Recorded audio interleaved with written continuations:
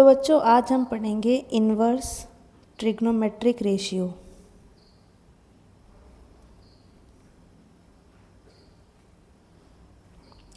ठीक है, वैसे तो देखो हमें साइन 30 डिग्री की वैल्यू पता है 1/2 होती है। ठीक है, साइन 90 डिग्री पता है आपको, साइन 45 पता है ना। 120 आप निकाल सकते हो, 105 भी आप निकाल सकते हो, ये सब आपको पता है। ओके, लेकिन कभी कभी कुछ ऐसी वैल्यूज़ आ जाती है जिनका हमें पता नहीं होता कि भाई ये पर्टिकुलर वैल्यू पे कौन सा एंगल होगा। जैसे कि 1/4, ठीक है, 1/4 साइन के कौन से एंगल पर वैल्यू होगी। तो उस टाइम हम क्या करेंगे, इन्वर्स ट्रिग्नोमेट्रिक रेशियो वाला जो है इसको हम यूज़ में लेंगे। ठीक है,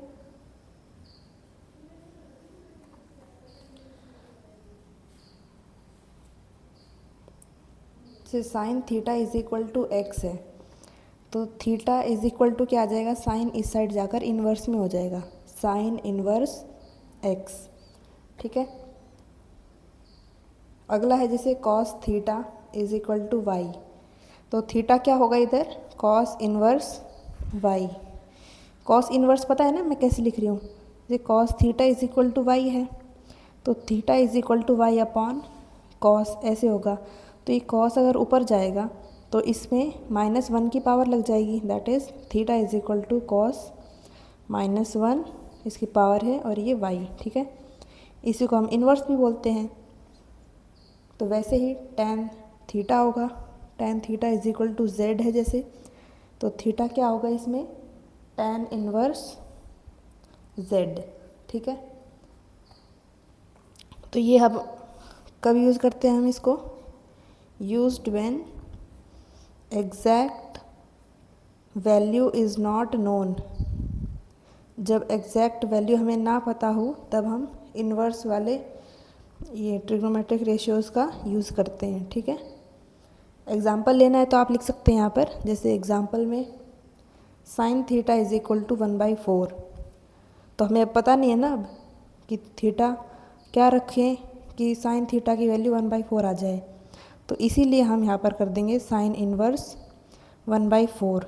ठीक है, ऐसे ही एक एग्जांपल ले लो दूसरा, tan theta is equal to 1/2। अब बताओ ऐसा कौन सा एंगल ले जिसमें tan थीटा की वैल्यू 1/2 आए, तो इसका भी हमें नहीं पता, तो हम थीटा इज इक्वल टू कर देंगे tan इन्वर्स 1/2। ओके, तो इसको आप नोट करिए। तो अब देखते हैं रेंज ऑफ फंक्शंस, कि जो हमारे फंक्शंस हैं sign theta, cos theta, tan theta, उनकी रेंज क्या है, कि उनकी वैल्यू कहाँ से कहाँ तक हो सकती है।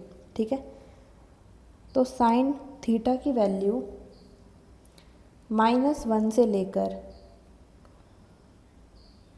कहाँ तक होगी, +1 तक।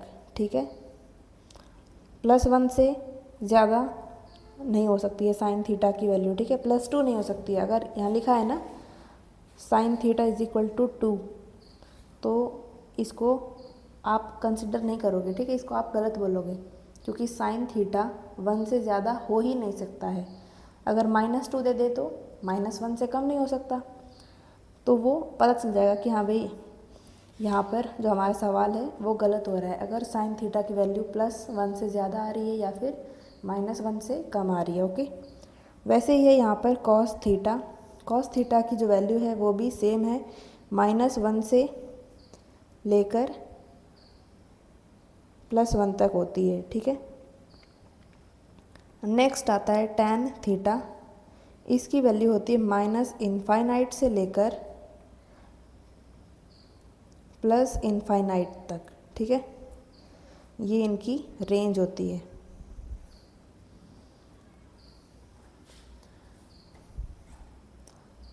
जैसे y is equal to a sine theta plus b cos theta, ये दे रखा है फंक्शन हमें। ठीक है, तो अब बताओ इसकी वैल्यू क्या होगी, मिनिमम।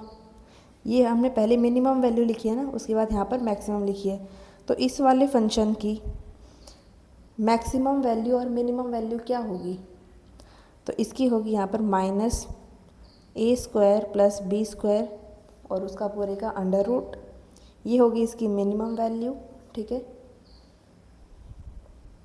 और इसकी मैक्सिमम वैल्यू क्या होगी, प्लस का अंडर रूट में ए स्क्वायर प्लस बी स्क्वायर, ठीक है।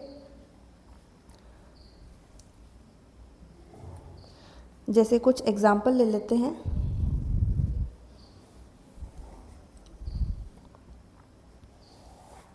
क्वेश्चन लिखिए इधर, y is equal to sine A,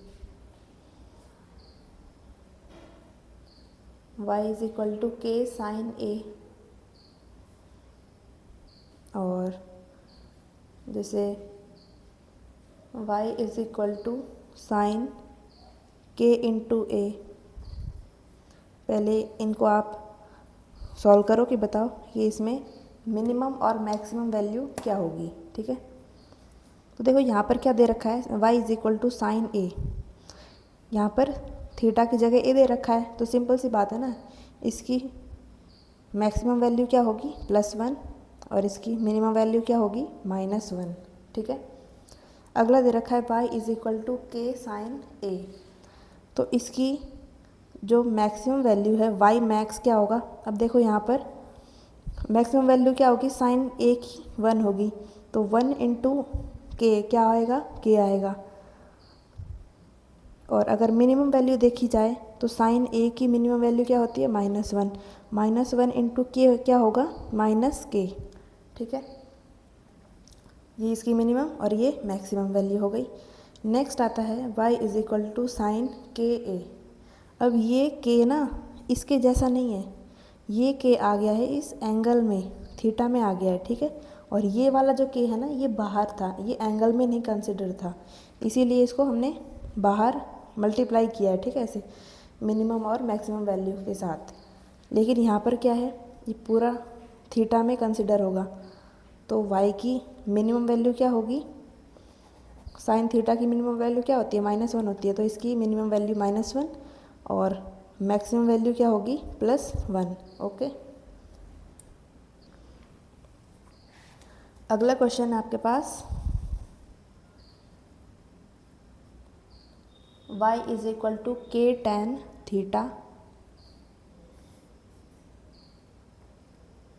y is equal to 3 sine theta -4 cos theta, और एक और लिख लो यहाँ पर y is equal to -7 sine theta +24 cos theta, ठीक है।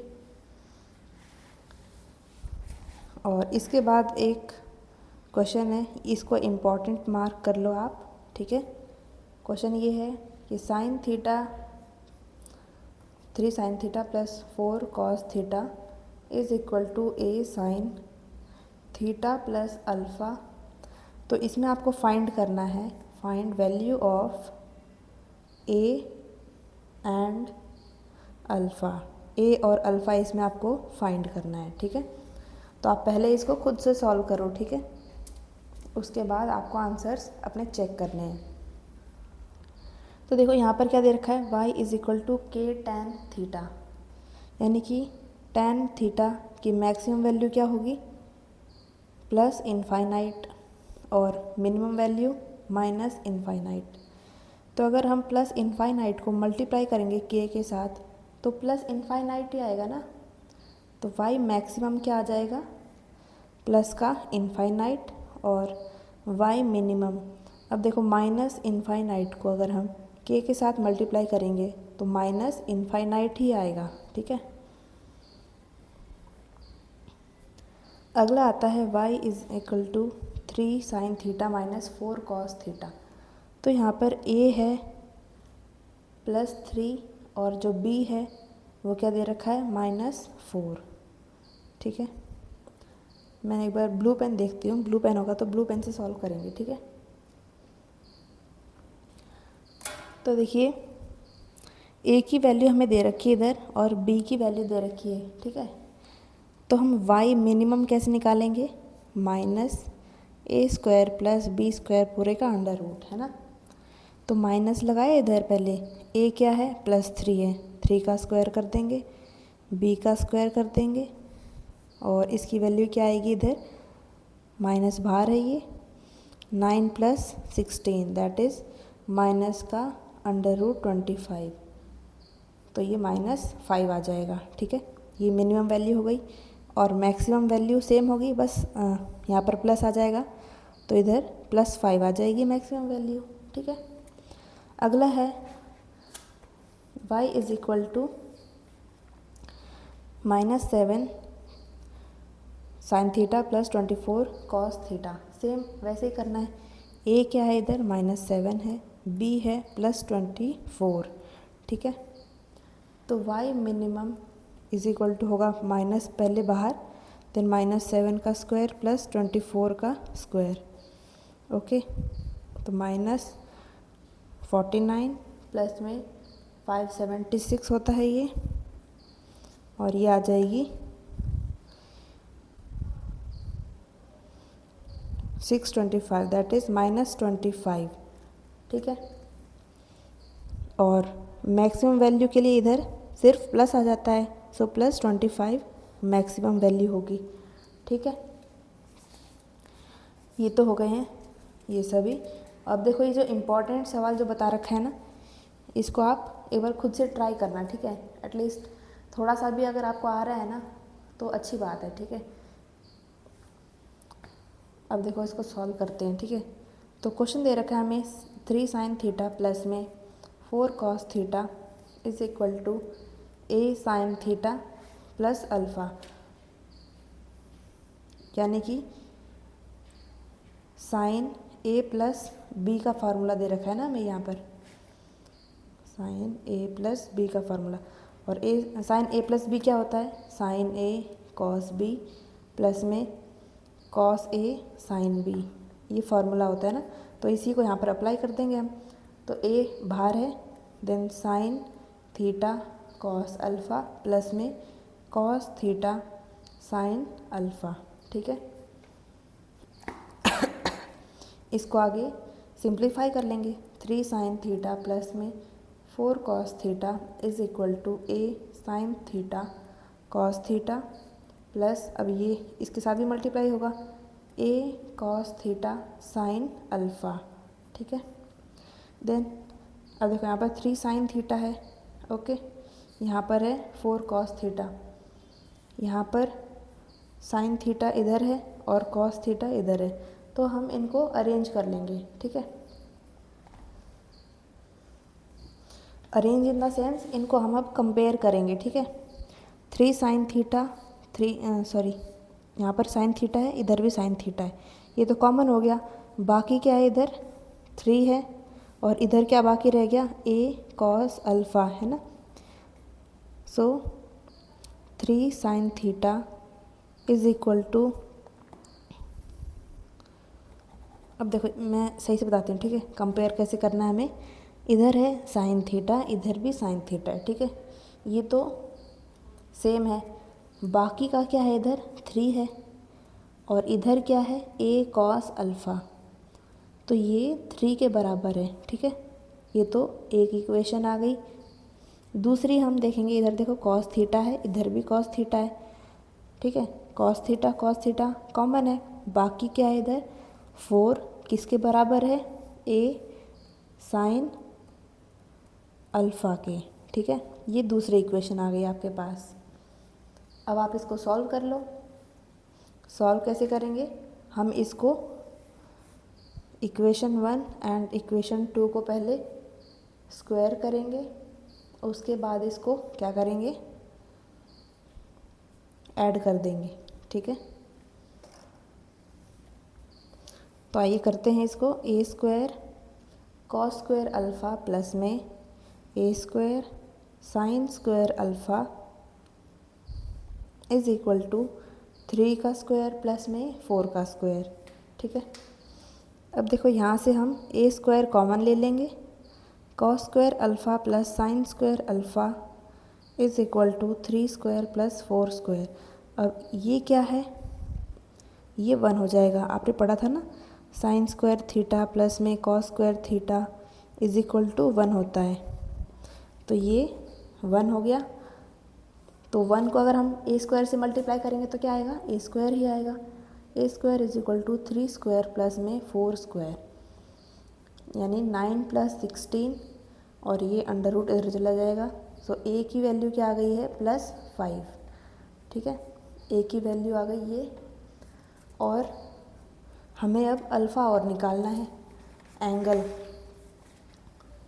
तो अल्फ़ा निकालने के लिए हमें इक्वेशन 1 और इक्वेशन 2 को डिवाइड करना पड़ेगा। ठीक है, डिवाइड इक्वेशन 2 विद 1। ठीक है, ए साइन अल्फ़ा अपॉन में A cos alpha is equal to 4/3। A से ए कट जाएगा, sine alpha upon cos alpha क्या हो जाएगा, tan alpha is equal to 4/3। अब बताओ कौन से एंगल पर tan अल्फ़ा की वैल्यू 4/3 होगी, तो ये होगा 53 डिग्री। ठीक है, तो यहाँ से हमें ए भी मिल चुका है और अल्फ़ा भी मिल चुका है। ठीक है,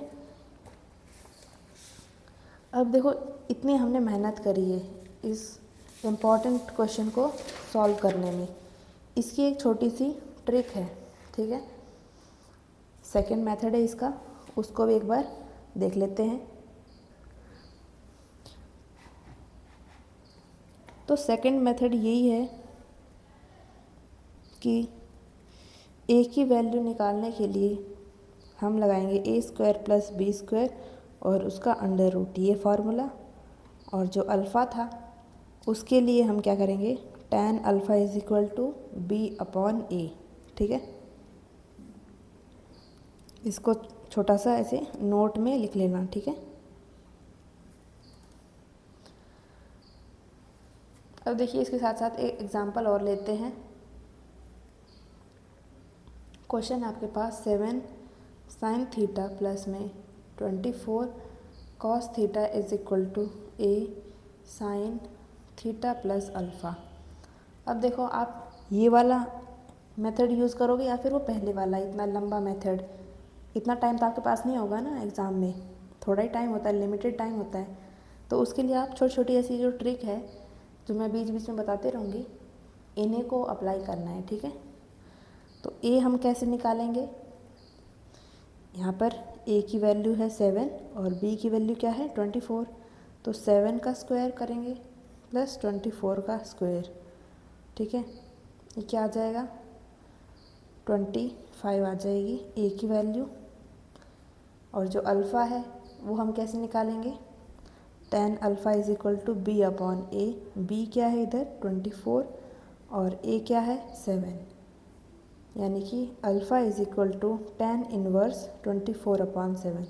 अब देखो हमें पता नहीं था ना इधर कि कौन से एंगल पर tan अल्फ़ा 24/7 होगा, तो इसीलिए हमने यहाँ पर इन्वर्स यूज़ कर लिया। ठीक है,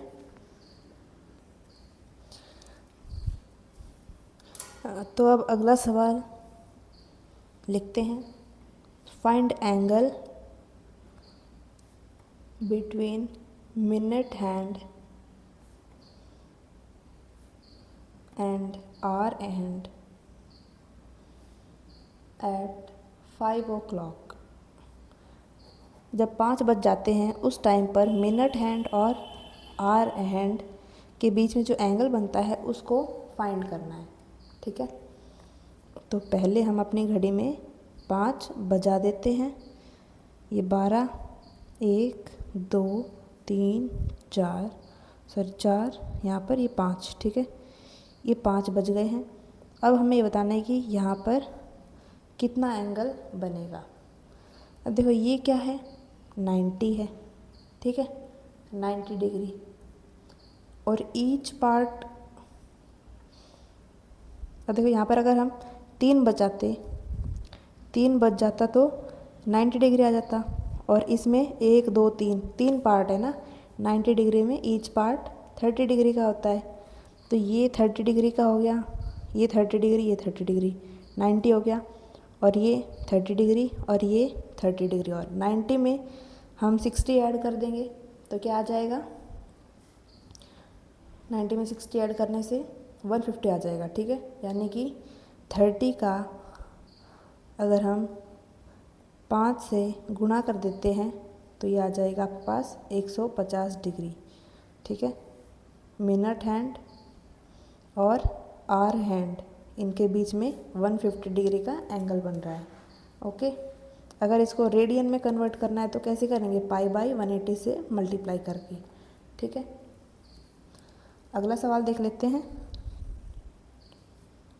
इफ़ साइन थीटा 1 प्लस में sine theta 2 is equal to 2 then find, हमें क्या करना है, cos theta 1 plus cos theta 2, ठीक है। क्वेश्चन समझ में आ गया ना आपको।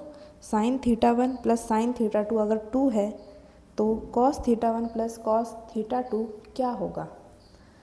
अब देखिए साइन थीटा 1, इसकी मैक्सिमम वैल्यू क्या हो सकती है, 1 हो सकती है।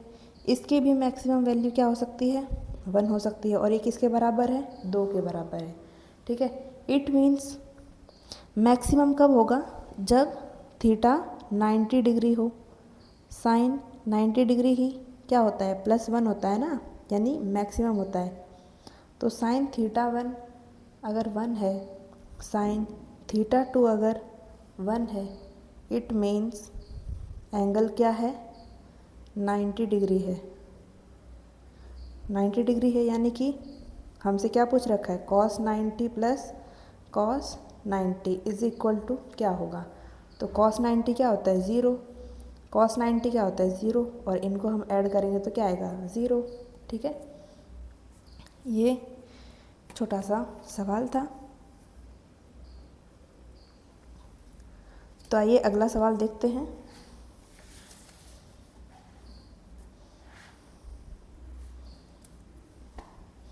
इसको इम्पॉर्टेंट मार्क कर लेना, ठीक है। If distance of a ball from an observer is 1000 metre, कितना मीटर है, 1000 metre, makes an angle of 30 degree, 30 degree मान लेते हैं, at the eye of observer. और हमें कैलकुलेट क्या करना है इसमें, calculate the diameter of ball, ball का हमें डायमीटर कैलकुलेट करना है, ठीक है। तो पहले हम सवाल को समझेंगे कि सवाल कहना क्या चाहता है। If a distance of a ball from an observer is 1000 metre, ठीक है। ये एक बॉल है इधर और ये है एक ऑब्जर्वर, इनके बीच में कितना डिस्टेंस है, 1000 मीटर का, ठीक है।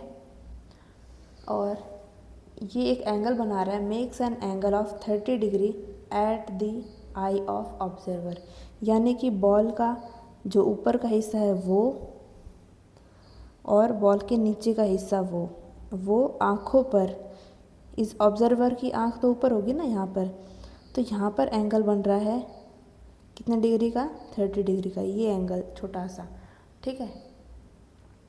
तो हमें कैलकुलेट करना है कि इसका ये जो डायमीटर है बॉल का वो क्या होगा, ये फाइंड करना है हमको, ठीक है।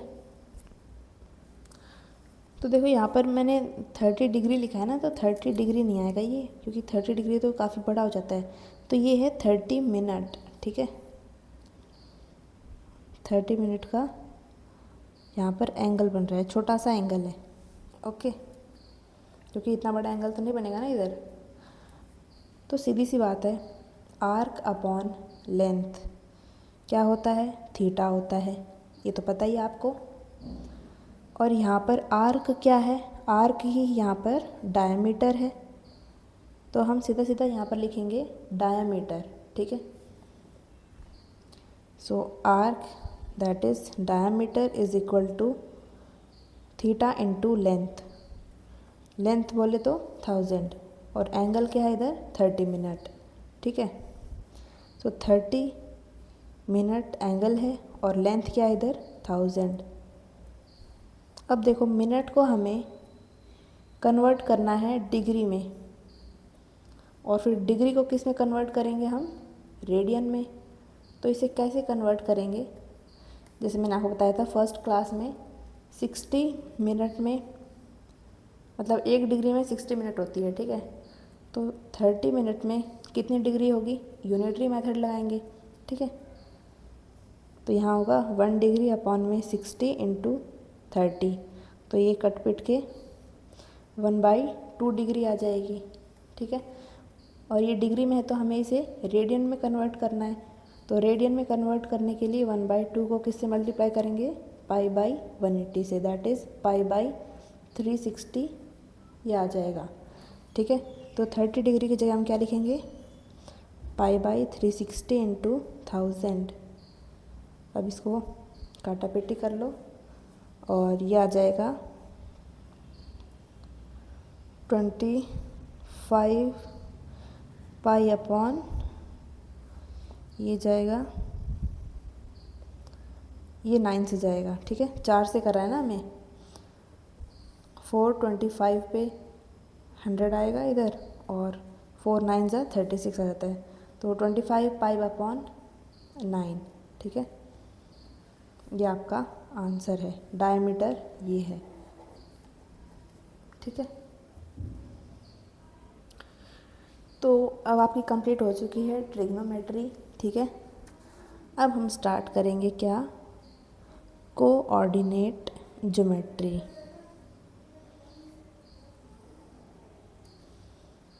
ओके,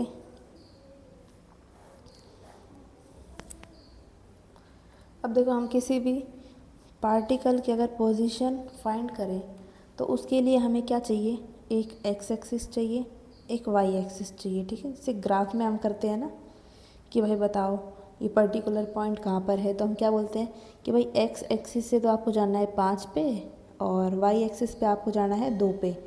तो यहाँ पर आपको वो पॉइंट मिल जाएगी, ठीक है।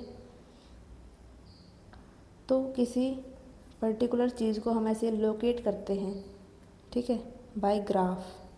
तो ये सब किस में आएगा, कोऑर्डिनेट ज्योमेट्री में। जैसे हम अपने नॉर्मल डेली लाइफ में बोल देते हैं ना कि भाई फलाने की जो दुकान है, जैसे मिठाई की कोई फेमस दुकान है, ठीक है, तो वो पर्टिकुलर दुकान कहाँ पर है, तो हम ऐसे बताते हैं ना कि भाई पहले सीधा जाओ, उसके बाद एक टर्न लो, उसके बाद फिर सीधा जाओ, वहाँ पर आपकी वो दुकान आ जाएगी। तो हमने क्या किया है, एक पर्टिकुलर जगह को लोकेट करा है, ठीक है।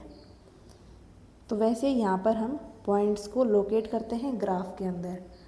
ये सब आता है कोऑर्डिनेट ज्योमेट्री में। तो इसमें एक होती है एक्स एक्सिस और एक होती है वाई एक्सिस, ठीक है। एक्स एक्सिस को हम क्या बोलते हैं, एब्सिसा, और वाई एक्सिस को क्या बोला जाता है, ऑर्डिनेट, ठीक है। आपने 10th क्लास में पढ़ा होगा डिस्टेंस फॉर्मूला।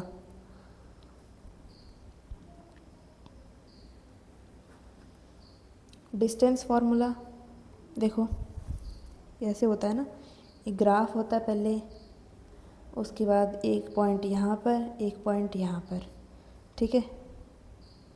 ये है x1 और यहाँ पर ये x2 है, ये y1 है और इधर ये y2 है। और इस पॉइंट को हम नाम दे देते हैं P, इस पॉइंट को नाम दे देते हैं Q।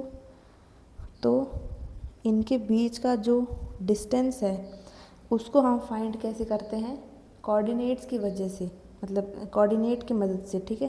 तो इसके कोऑर्डिनेट क्या है, x1 y1, और इसके क्या है x2 y2, ठीक है। तो हम इस डिस्टेंस को कैसे निकालेंगे, distance is equal to x2 minus x1 का स्क्वायर प्लस में y2 माइनस y1 का स्क्वायर, ठीक है। और इस पूरे का अंडर रूट करके रखते हैं हम, ऐसे निकाला जाता है ये PQ का डिस्टेंस, ठीक है। ये तो नॉर्मल सी बात है, ये तो आपने 10th में आराम से पढ़ी हुई है, ठीक है। ये तो हमें बता रखा है कि भाई एक्स एक्सिस और वाई एक्सिस जब हो तब हम कैसे निकालते हैं एक पर्टिकुलर डिस्टेंस को, यानी कि एक प्लेन में अगर हमें डिस्टेंस निकालना है तो ऐसे निकालना है, ठीक है। अगर हमें देखो ये प्लेन में है, ठीक है, और अगर हमें बता दिया जाए कि भाई स्पेस में बताओ वो डिस्टेंस हम कैसे निकालेंगे, तो स्पेस में होता है एक्स वाई और जेड, 3 एक्सिस, ठीक है। तो इसके लिए हम क्या फॉर्मूला लगा देते हैं, x2 माइनस x1 का स्क्वायर प्लस में y2 माइनस y1 का होल स्क्वायर प्लस में तीसरी एक्सिस भी होती है ना z2 माइनस z1 का होल स्क्वायर और उस पूरे का अंडर रूट। ऐसे निकलता है स्पेस में डिस्टेंस, ठीक है। अब इसके साथ साथ हम पढ़ेंगे इधर स्लोप ऑफ लाइन जॉइनिंग। तो स्लोप कैसे निकालते हैं, स्लोप का मतलब आप समझते हो ना, ढाल। स्लोप ऑफ लाइन जॉइनिंग, ठीक है। इसी लाइन को हम देख रहे हैं, ठीक है। ये लाइन है इधर इसके कोऑर्डिनेट्स हैं x1 y1, इधर क्या है x2 और y2, ठीक है। और यहाँ पर बन रहा है एक एंगल दैट इज़ थीटा। तो देखो ये जो है ना, ये वाली जो लेंथ है ये क्या होगी, y2 माइनस y1, और ये वाली लेंथ क्या होगी, x2 माइनस x1, ठीक है। देखो ये है ना इधर, यहाँ से अगर यहाँ तक अगर मैं जाऊँ तो इसको मैं क्या बोलूँगी, x2 माइनस x1, ठीक है। इसकी लेंथ निकल जाएगी, है ना। अगर इस वाली लाइन की बात करूँ मैं, यहाँ से यहाँ तक की, तो ये कैसे निकालेंगे हम, y2 माइनस y1, ठीक है। उसके बाद हम पाइथागोरस थ्योरम लगा देते हैं, सीधी सी बात है। ये हाइपोटेन्यूज हमें निकालनी है, बेस हमें पता चल गया, परपेंडिकुलर पता चल गया, और यहाँ पर ये हाइपोटेन्यूस हम निकाल देते हैं बाय डिस्टेंस फार्मूला, ठीक है। ये डिस्टेंस फार्मूला कोई अलग चीज़ नहीं है, ठीक है। पाइथागोरस थ्योरम ही लग रहा है इधर भी, ओके। तो ये एंगल हम कैसे निकालेंगे, देखो स्लोप हमेशा होता है क्या, tan theta, sine theta, cos theta, cosec theta, sec theta, cot theta, ये सब स्लोप नहीं होते हैं, ठीक है। स्लोप क्या होता है, हमेशा और हमेशा tan थीटा ही होगा, ठीक है। और हम स्लोप को डिनोट कैसे करते हैं, बाय स्मॉल m, ठीक है। tan थीटा क्या होता है, परपेंडिकुलर अपॉन बेस। तो इस थीटा के लिए परपेंडिकुलर क्या है, y2 माइनस y1 अपॉन में बेस क्या है, x2 माइनस x1, ठीक है। ये है स्लोप,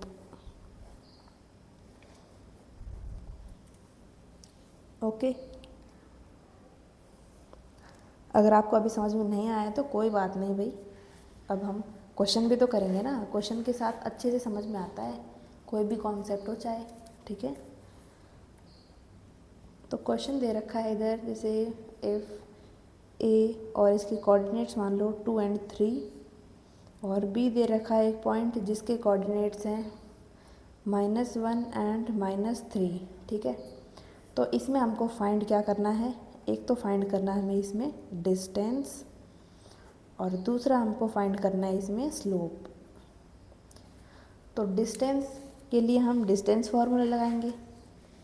ये क्या है, x1, ये y1 है, ये x2 और ये y2 है। डिस्टेंस फार्मूला लगा देंगे, x2 माइनस x1 यानी कि -1 -2 का होल स्क्वायर प्लस में y2 माइनस y1 करेंगे, सो -3 होल स्क्वायर। तो ये क्या आ जाएगा, 3 -3 का स्क्वायर कर देंगे और ये -6 का स्क्वायर कर देंगे, सो ये 9 प्लस में 36, तो ये क्या आ जाएगा, √45। ये आ गया है डिस्टेंस, ठीक है। स्लोप कैसे निकालेंगे, अभी हमने पढ़ा ना, tan थीटा क्या होता है, y2 माइनस y1 अपॉन में x2 माइनस x1। तो y2 क्या है इधर, -3 है, माइनस ये वाला लगाएंगे, और y1 क्या है इधर 3, x2 है -1, ये माइनस फार्मूला का ही लगाएंगे, x1 क्या है इधर 2 है, तो ये क्या आ जाएगा, -6 अपॉन -3, माइनस से माइनस से कैंसिल हो जाएगा और ये 2 आ जाएगा। So tan theta is equal to 2। अब बताओ tan थीटा की वैल्यू 2 हो सकती है क्या? ज़रूर हो सकती है भाई, क्योंकि tan थीटा वेरी करता है कहाँ से कहाँ तक, -इनफाइनाइट से लेकर +इनफाइनाइट तक, ठीक है। तो tan थीटा 2 आराम से हो सकता है, ठीक है। और आज का लास्ट सवाल देखते हैं। इफ़ 2 मूविंग पार्टिकल्स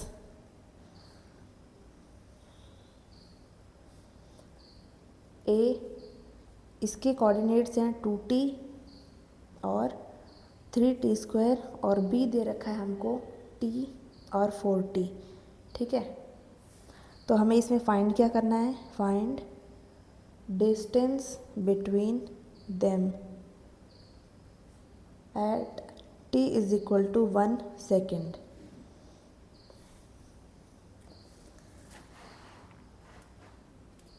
ठीक है, इसको सॉल्व करो। पहली बात तो हम ए के कोऑर्डिनेट्स लिख देते हैं, ठीक है। t इज इक्वल टू 1, यानी कि ए क्या हो जाएगा, t की जगह 1 रख देंगे तो 2 और 3, और b क्या हो जाएगा 1 एंड 4, ठीक है। ये कोऑर्डिनेट्स है at t is equal to 1 second. तो डिस्टेंस हम आराम से निकाल सकते हैं ना। अब डिस्टेंस फार्मूला लगा दो, सीधी सी बात है। डिस्टेंस फार्मूला लगा देंगे, x2 minus x1 whole square plus y2 minus y1 का होल स्क्वायर कर देंगे और पूरे का अंडर रूट। तो x2 क्या है इधर, x2 है 1, माइनस में x1 है 2 और इसका होल स्क्वायर, y2 है इधर 4, माइनस का 3 और ये पूरा होल स्क्वायर, ठीक है। ये क्या आ जाएगा, -1 का होल स्क्वायर, सॉरी -1 का स्क्वायर प्लस में 1 का स्क्वायर, तो 1 + 1 अंडर रूट, और डिस्टेंस क्या आ गया आपके पास, अंडर रूट का 2, ठीक है। ये है। तो इसी के साथ यहाँ पर कोऑर्डिनेट ज्योमेट्री भी ख़त्म होती है, ठीक है। और अगली क्लास में हम स्टार्ट कर देंगे डिफरेंशिएशन, ठीक है। तो आज के लिए बस इतना ही। Thank you so much. और ये रही आपकी प्यारी सी स्माइली।